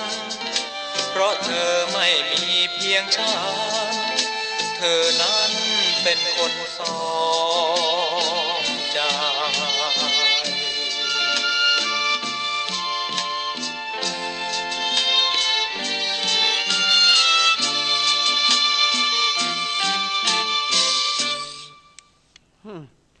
พอละพอนี่ดีกว่าเฮ้ยหนอพอไปกับไก่พอไปกับบ่ฮู้จะไปพออย่างแถมบ่พอละหนัง พอนี่ดีกว่าเว้ยไปพอบอลดีกว่าเว้ยเขาว่าจะมีแหมภาคหนึ่งใช่กะเอาพอแหมภาคหนึ่งหรอภาคนี้บ่ม่วนเฮ้ยเอาพอแหมภาคหนึ่งก็บ่เป็นลายแต่เฮ้ยปีกบ้านมาการบ้านเฮานะบ่เฮ้ยอีลำเหลือก็อันใดก็บ่เป็นเรื่องเป็นลาวฮ้อเมือนอนบ้านดีกว่าหมดท่าคู่บอลก็บ่เป็นท่าอันยังก็บ่เป็นท่าสักอย่างเฮ้ยแต่ศรัทธาญาติโยมสาธุชนทั้งหลายฟังก็จะไปคิดอันอย่างนักเนอะถือว่าเป็นรางวัลเป็นของแถมก็แล้วกันแต่ถ้าไปคิดอันอย่างนักละฟังเอาม่วนก็ได้ฟังเอาม่วนก็แล้วฮะนะเนาะ ศรัทธาญาติโยมก็คลายเครียดกันไปอาตมามาก็อย่างว่านั่นเนาะเป็นคนชอบเล่นเป็นคนชอบที่ว่าคลายเครียดสำหรับศรัทธาญาติโยมบอกแจ้ว่าหูคิงอยู่นะศรัทธาญาติโยมจะไปคิดว่าโอ้ความดันมันสูง มันตุ้ยบ่ใจบ่สูงความดันก็อยู่ในเกณฑ์ปกติอันอย่างก็ปกติแต่ว่ามันเล่นของมันไปนะคลายเครียดของมันไปไม่มีใคร ไม่มีใครเหมือนและไม่เหมือนใครอาตมาภาพจะไปเอี้ยเนาะ ไม่มีใครเหมือนและไม่เหมือนใครมันเป็นเอกลักษณ์เฉพาะตัวเนาะ คนเฮาจะไปเครียดมันเฮ็ดหยังศรัทธาญาติโยมบ่ต้องไปเครียดมันเฮ็ดหยังให้มันสบายอกสบายใจกินข้าวลำน้ำลงก็พอละเนาะมันต้องไปกึดไอ้หยังนักกึดนักก็เปลืองหัวกึดนักก็ปลาให้เฮาบ่ม่วนบ่งานไปเหี่ยบ่ได้บ่ต้องไปกึดไอ้หยังละศรัทธาญาติโยมฟังเอาม่วนฟังแล้วก็ถือว่าวันนี้เป็นของแถมฟังแต่กี้ฟังธรรมก็เลี้ยวไปเป็นของแถมของนี่ไปเนาะศรัทธาญาติโยมเนาะอุปมาจะ4 โมงเกิงแล้วศรัทธาญาติโยม4 โมงจะเกิง4 โมงจะเกิงละก็เฮาวางสายบ่เนาะเฮาวางสายเฮือศรัทธาญาติโยมได้โทรมาบ่มันก็ง่อมก็ล่อเนาะอยู่ไปอยู่มาไผฟังเฮาพ่องกลัวป่นบ่ฟังเฮาใจหยังเฮาอู้คนเดียวไปหย่ำมีไผฟังเฮาก็กล้าปะกันเนาะ ว่าเล่นบ่ได้เน้อว่าเล่นศรัทธาญาติโยมเอาม่วนเอางานกันบ่ต้องไปคิดอันอย่างนัก คิดนักมากับปวดหัวเนาะศรัทธาญาติโยมอ้าวอาตมาวางสายเฮือแล้วเนอะ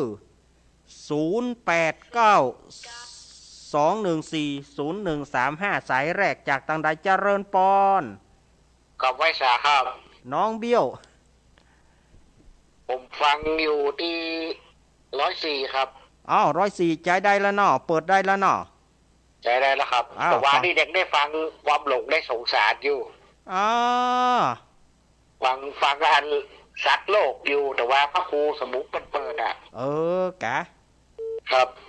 ชอบฟังที่เพราะที่เปิดที่ว่าเป็นดินแดนของพระพุทธเจ้านั่นแหละม่วนแต่พระครูเปิดม่วนดีครับครับจะได้ก็คือกำลังใจทุกปีเนอะวันนี้ก่อนฟัง2 เวลากันเลยเนาะวันนี้เนาะครับ2 เวลาเนอะจะได้ก็คือกำลังใจนะครับสุขภาพแข็งแรงตลอดวันครับผมขอบคุณน้องเบี้ยวมากๆเลยขอบคุณครับผมครับขอบคุณน้องเบี้ยวนักร้องเปิ้นไปบ้านอาตมาเปิ้นบ่ได้ร้องเพลงสักกำเพราะว่าอาตมาบ่ได้เอาได้ให้เปิ้นเจริญปอนกราบนมัสการนะครับเน้นผมนฤทธิ์สุวรรณพรหมเป็นผู้พิการทางด้านสายตาโทษจากท่านอำเภอเมืองจังหวัดลำปางนะครับหัวอกเดียวกันเนาะครับอยากจะโทรมาว่าอันชมว่าอันสำหรับอันผู้พิการเขาเนี่ยม่วนอันละฮออันการหน้าเนี่ยแถวเด้อ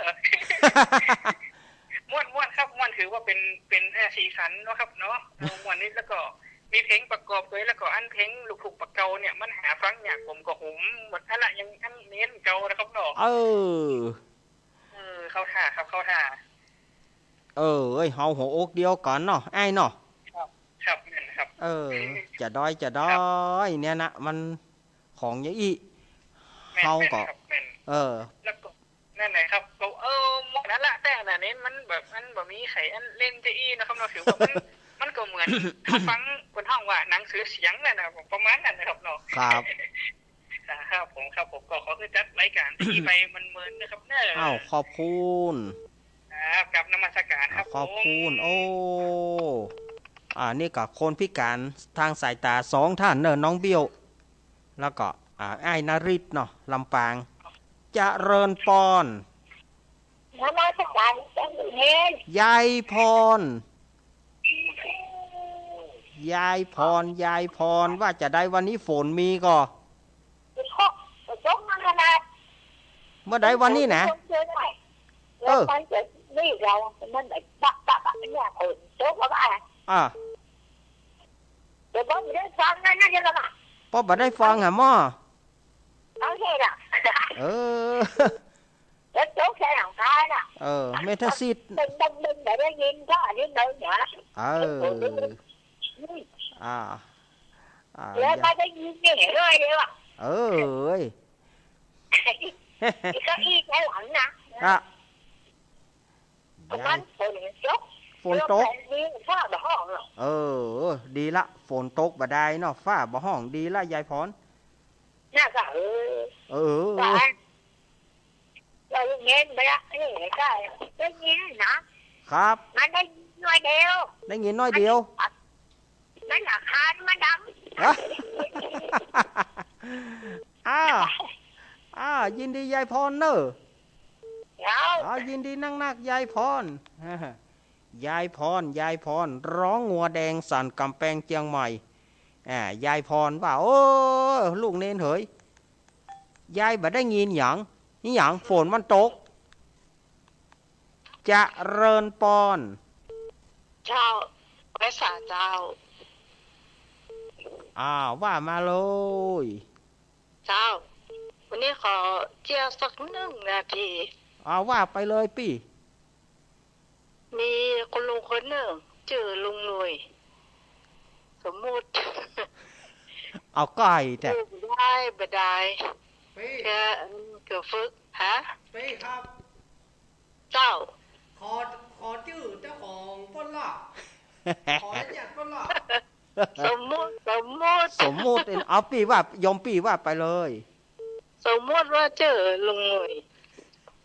อยู่บ่ได้เนี่ยเพื่อฝึกร้องเพลงคำว่าก่อนลาอันนี้คือคล่องเหรอ รับพอดีเนาะคนที่อยู่ใกล้ๆฮะ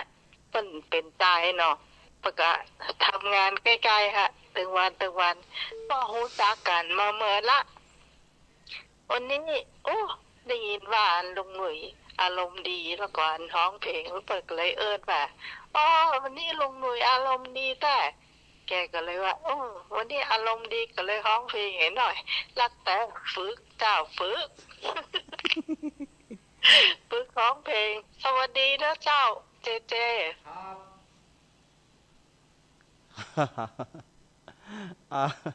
อันนี้การฝึกเนาะอันนี้กับพี่สมัยเนอร์หัวหน้าทีมงานธรรมะขายเครียดเจริญปอนนมัสการเจ้าจากตังดอยสิปูนารามเจ้าแม่ซุกแก้วคำอ้วนมาละหัดไปดึงหัดได้ฟังไงครับเราเจ้าเมื่อคืนบื้นเนอร์เจ้าครับเมื่อคืนบื้นภาคพิเศษมาละเจ้าครับมาประกันเจ้าครับยินดีแม่สุกเกี้ยวเนอเจ้าแม่สุกเกี้ยวคำอ้วนแม่สุกเกี้ยวนี่ก็สีโพธารามก็เดียวแม่สุกเกี้ยวศิลาพรอย่ามาละเพิ่นตึงกู้กันหรอเพิ่นตึงตีขนานกู้กันมาหรอยินดีแม่เนอแม่สุกแก้วสีโพธารามแม่จันทิพย์นะเนาะหายไปนะเจริญปอนแกเป็นเจ้าลูกแม่อีกะมาละแม่สีทอนแม่สีทอนเปิดสายกับเจ้าฮะลูกเนนกำลังเปิดสายกะกำลังเปิดได้3 สายบัดเดียวนี่สายที่3แม่สีทอนเนี่ยกะโอ้ยมันไม่ได้ยินวิทยุก็ไม่ได้ยินพอในเน็ตก็มาหันเนี่ยยังบอกมันดาวซูมมันเนี่ยไม่ใช่ดาวซูมมันนั่นเนี่ยดาวซูมเอาเจ้าไอ้นี่นะหันเมื่อครั้งแรกลูกเนนเตะถามน้ำหวานกันน่ะได้หอนอยู่มันหายไปไหนมาดูช่องอะไรก็ได้นี่จะยุ่งกับมาดังถ้าแบบนี้โดนแบบมันดังโซ่มันหนีมันดังเนี่ยมันถ้าเข้าหน้าฟ้าหน้าฝนมันมีปัญหาน้อยเนอะแม่สีทอนเจ้าวันนั้นก็โกนหาลูกเนนที่เข้าในศาลแล้วครับรุดไป3-4 ครั้งด้วยว่าแม่สีทอนหายไปหน่อยวันนั้นถามหามันได้ไปไหนก็ฟังแล้วนะแล้วก็โค้ดหาลูกเนนแล้วลูกเนนมันรุดสายมันรุดสายรุดไปเหียเนาะเจ้า4 ครั้งก่อน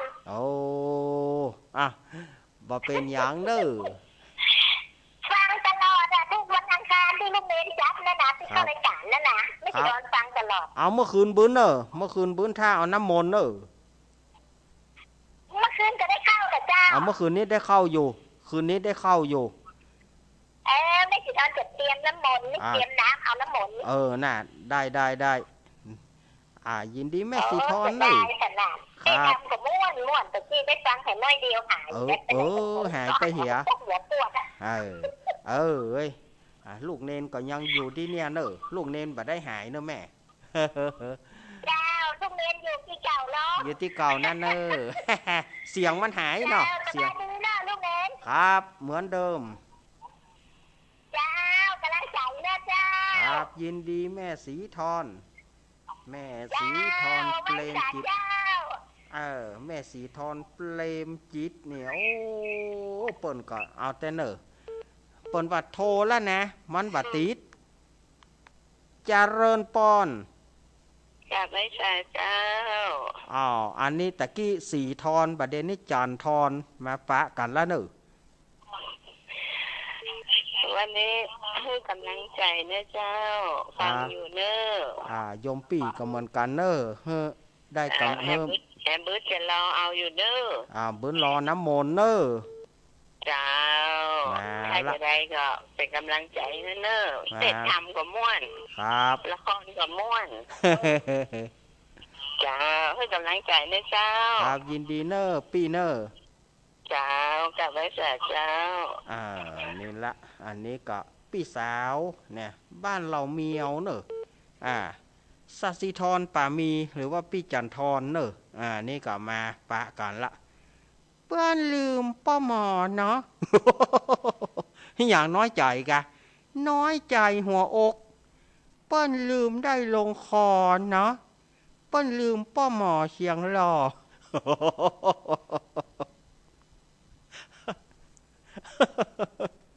อีป่อประท้วงเนอะยมปีเนอะขอประท้วงขอใช้สิทธิ์หน่อย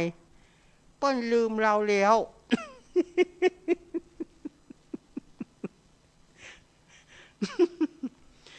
มีก็0892140135เจริญปอนเจริญปอนติดแล้วเนอะอัดติดแล้วเนอะยมโทรจากไหนปิดวิทยุก่อนกะปิดวิทยุก่อนครับปิดวิทยุก่อนสวัสดีครับมาจากครับจากไหนจากบ้านป่าแล้วครับบ้านตะกาอำเภอแม่ทาจังหวัดลำพูนโอ้แม่ทาเนาะไม่คือมันจะรู้ใจไหมฮะไม่หรอกแต่คือมันจะติดไปวัดสัมเบอร์นะไอ้สุกกะไอ้สุกอ๋อไปอยู่บัดเดี๋ยวนี้อยู่ที่ไหนนี่อยู่ป่าลาวป่าลานป่าลาวแม่ทาบ้านป่าลาวบ้านป่าลาวเนาะบ้านป่าลาว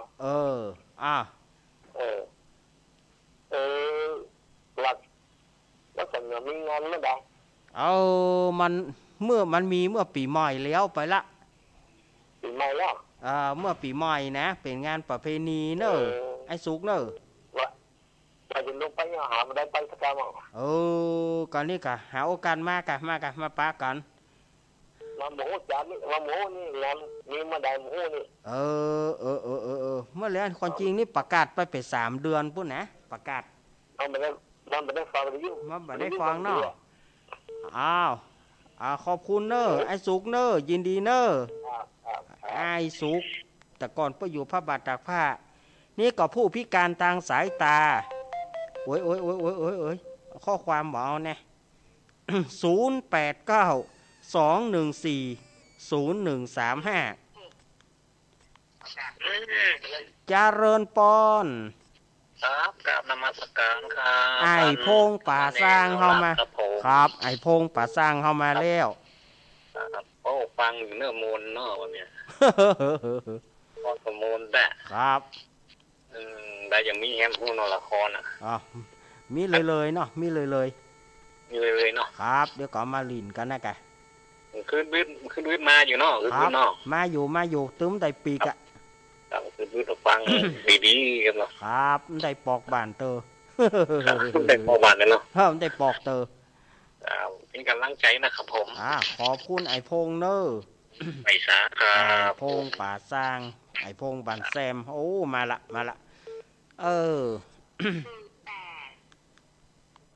จะเริญปอนภาษาเด้อน้องเพนเด้อแม่เพนช่วยชีวิตนะเด้อมาละคนสู้ชีวิตมาแล้วเจ้าถ้าเตียนเด้อเพลงกับม่วนเด้คนเพลงกับม่วนพออันใดก็ได้ฟังเล่นเต้ทำกับม่วนโอ้ขนาดดีครับก็คือมันนี่ไก่อน้ำโมแถวนั้นเนี่ยเนาะขอบคุณครับจะไปดื่มป้าจันนวลเด้อแม่จันนวลเด้อก็เจิญแม่จันนวลการทำไม่เพลงเขาเนาะครับอย่าลืมว่าเนาะฮะสะพรเนาะภาสกรบ่ลืมละสะกรจ้าภาสกรครับแม่เพนมาแล้วเนอะคนสู้ชีวิตเนี่ยไม่มีลิมิตชีวิตเกิน10,000จะเริญปอนครับนมัสการครับสุทัศน์กู้ภัย55ครับผมกำลังฟังครับพี่เด้อก็เราฟังเนาะหายไปหมดละกู้ภัยฟังเมื่อกี้แล้วครับฟังในรถยนต์ตอนเต้นทำพอป่ายหน่อยละตะกี้คือกำลังจะพับพี่เนอะผมไม่ได้ถามวันนั้นเลยโซถนนเลยปากทางเข้าวัดเลยแหวงเอาสักกับแล้วนายมาได้ยิน มีโอกาสก็ไปป้ากันกะเนอ ครับผม ครับยินดีไอ้พี่ไอ้เนอ ครับกำลังใจพับพี่เนอร์ ครับ ลืมก่อนนะครับ ขายเอิ้นมา เจว่าลืม เจยังมีชีวิตอยู่ครับเจ โอ้เจ๊จนเอาเหรอ ว่าอันลืมก่อนแล้วแต่นี่ล่ะครับ ผมเป็นอันนั้นกลางหายเนี่ยพับพี่อันอย่างก็อิสโต อ๋อ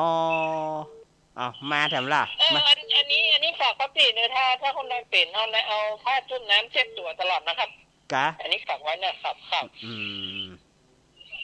เอา ยิน ผ้าจุ่มน้ำเช็ดตัวเอาตลอดเงินก็เช็ดคมค่าทั่วไปนะครับ อ๋อ ครับอันนี้ฝากไว้นะครับ อันนี้เป็นอันนี้ทำอย่างดีเลยครับ ยินดีไอ้เนอ ครับผ ไอ้ ม สุทัศน์กู้ภัย55เฮามาละแน่อีกะโดยรอเฮาไข้หายไปแน่ พี่ไอ้บอกวางสายเห็นละเอาอีกะเอาตายละตายละตายละค่ะ เนี่ยกรุณาที่บอกวางสายนี่นะสายไปหมดที่มานี่ 0892140135เอามาสถาญาติโยมวัดพระบาทอุดมเมสีทรว่าบาดังเนอะเจริญปอน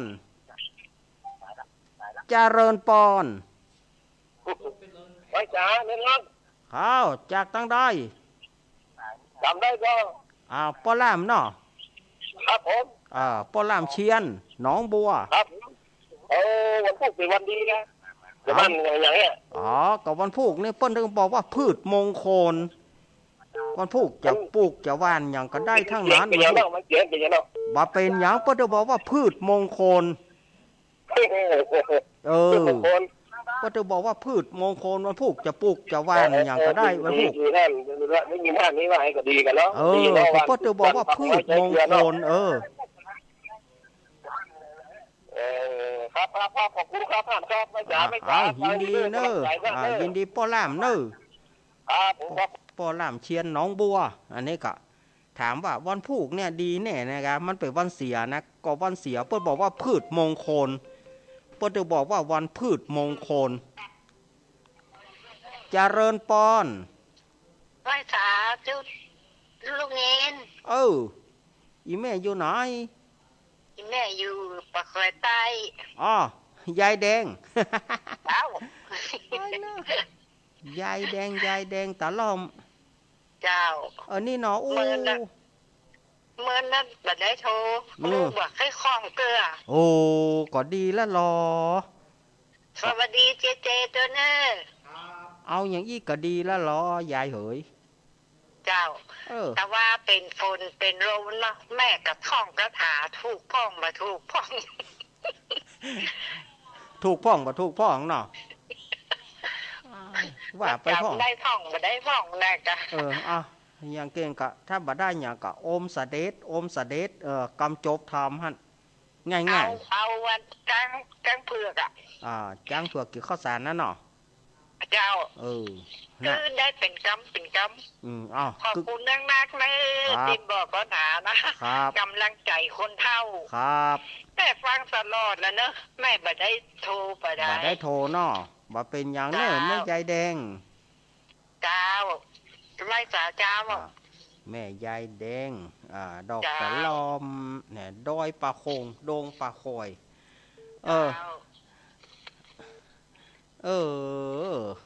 เปิ้นโทรเข้ามาก็ม่วนอกม่วนใจก็ขนาดเปิ้นว่าใหญ่ของอาตมานะขนาดมีกับตัวนะอาตมาก็เสียลำยอยไปต้นมันมาโวยลำบึ้งเดียวเฮาก็บ่ตานมึงเนาะก็เสียบ่ลำยอยไปต้น ที่ข้างห้องอาตมาฮะนะมีละบ่ลำยอยเขาเอาไปเป่งฐานเหียเลี้ยวมันโกน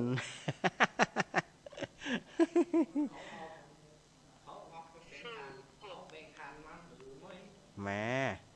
เจริญปอนเจ้าติดแล้ว น นมัสการแหมเล่าหนึ่ง เอาว่ามาเลยโยม วันติดบริจาครายการสกรรม หน้ากา ไงแล้วอันบริจาคอย่างพอสถานีไม่ได้ไปเสียค่าไฟอ่ะต้นไม้มันเลยล้มทับเผีย เออ ฮ่าฮ่าฮ่า ไปดับอีก2 วันเนาะ โอ้ วันติดเนาะแล้ววันจันทร์ข้ามาดีตะวาแมลงนี่ เออเฮ้ย เดี๋ยววันเสาร์ใกล้ป้ากันไหม ครับแก้ตัวใหม่ แก้ตัวใหม่เนาะ ครับ เจ้าสวัสดีเจ้าสวัสดี เอาว่าไปเลยอย่าได้ก็ได้ การเจ้า อาสาตุ ปี้เฮาปี้พิสมัยวิไรศักดิ์มาละเนอะ แม่บูนจิแม่บูนพ่อเหรอแม่บูน แม่บูนถ้าอย่างเงี้ยกินข้าวแรงอยู่เนี่ยแม่บูนนะ แม่บูนมีหน่อยแม่กอกอแม่พรป่าเศร้ามีหน่อยกอกอกับแม่บูนมาเนอะเวลาเหลือหามหน่อยอ่ะ แม่บุญมีหน่อยแม่พรป่าเศร้ามีหน่อยมาเนอะ จะได้หามสัก2 สายสถาญาติโยมจะได้หามสัก2 สายแล้วก็อาตมาก็จะลารายการอาตมาจะพัก5 6 7อาตมาพัก3 ชั่วโมงแม่นะกะ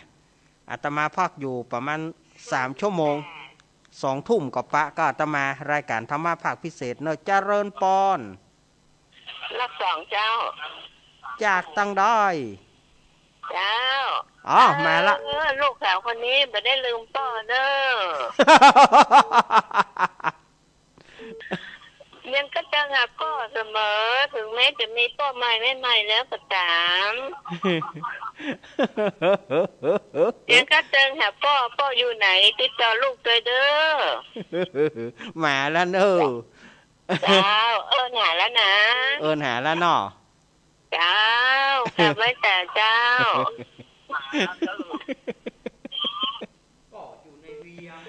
ขอบคุณน้อยเนอะตีก็เติงหาป่ออยู่เนาะ ชื่นใจละ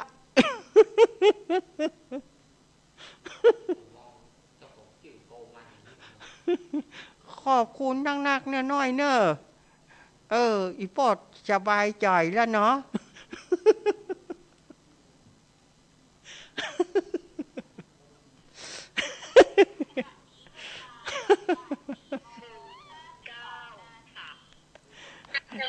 เจริญปอน